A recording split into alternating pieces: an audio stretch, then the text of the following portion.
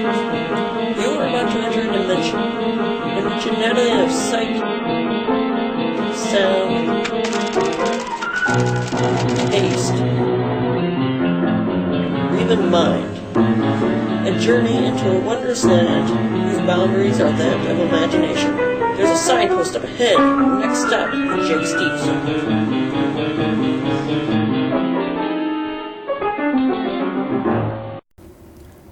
Hi. Jakob E. Stief here, the long-haired freaky dude. And today I'm going to review the Greek tragedy play, 7 Against Thebes, by Aeschylus, translated into English verse by G.M. Cookson. This was a fairly great verse translation of the play, but as usual, I prefer a good old prose translation. And because of its versy poeticness, this translation may be hard to understand. Very hard. So I strongly suggest to read this while you're awake with your fullest attention. This is not something you read before going to sleep or in a noisy room. The best conditions are in a quiet room with a cup of coffee. And a dictionary. Because there are a lot of crazy words.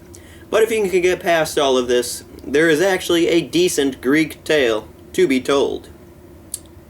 Before proceeding, I may review a few spoilers, but only those that are necessary for rating this play. So, what is it about?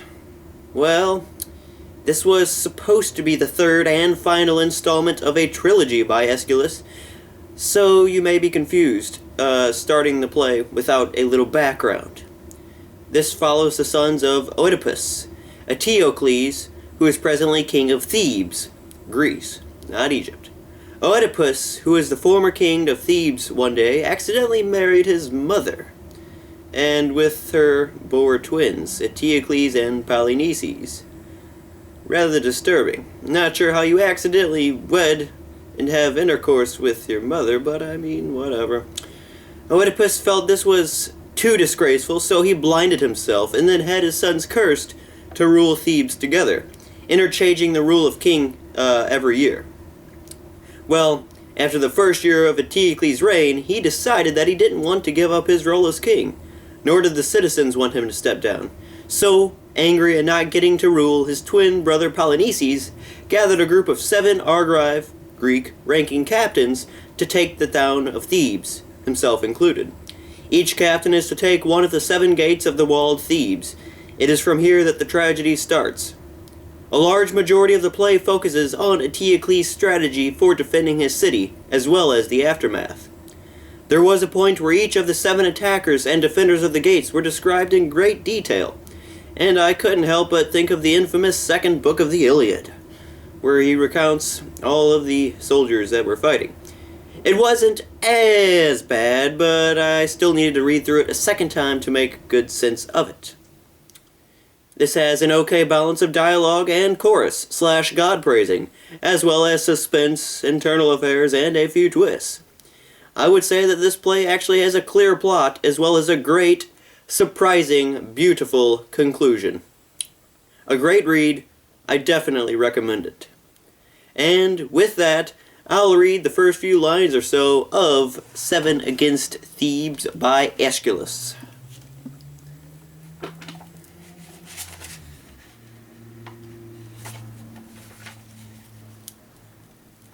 Before the citadel which rises in the background, crowded with altars and statues. Eteocles. Burghers of Cadmus, seasonable speech, and apt withal, the world expects from him whose business is a kingdom's governance. High on the hinder bulwark of the state, at lonely watch, his hand upon the helm, and never a lull from care to latch his lids.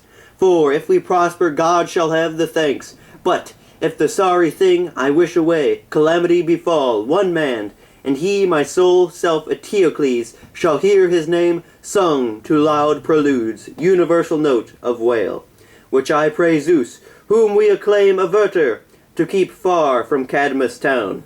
And now the hour is ripe, when all of you, whether your prime's to come or hath gone by, must put a strength like buds thickening burgeoning, each in such measure as his age allows, both for the safety of the realm, her gods, lest their accounted glories be wiped out, and for your children and this earth, the mother and most dear nurse of your young innocence. For she it was who, when as yet we sought, weak travellers, her hospitable door, the kindly soul to us large welcome gave, the careful nurture of our knowledge bare, and bred us to be denies at arms, and trusty targeteers in this her need. And to this day, in God's just equipoise, to us ward shifts the moving balance hand, for long time shut within these Bostonian walls, fair issue under heaven, in the main our warfare hath.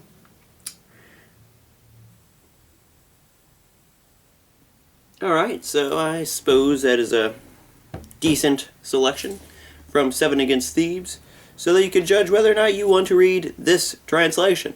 I mean, you might want to choose a prose translation. That's what I prefer, but this is what I had access to. And it was pretty good. So that's GM Cookson, the translator. This is a long-haired freaky dude, LZ Productions, and a Bibliophile Productions. And I hope you have a super awesome, most splendid, spectacular, amazingness day. Thank you.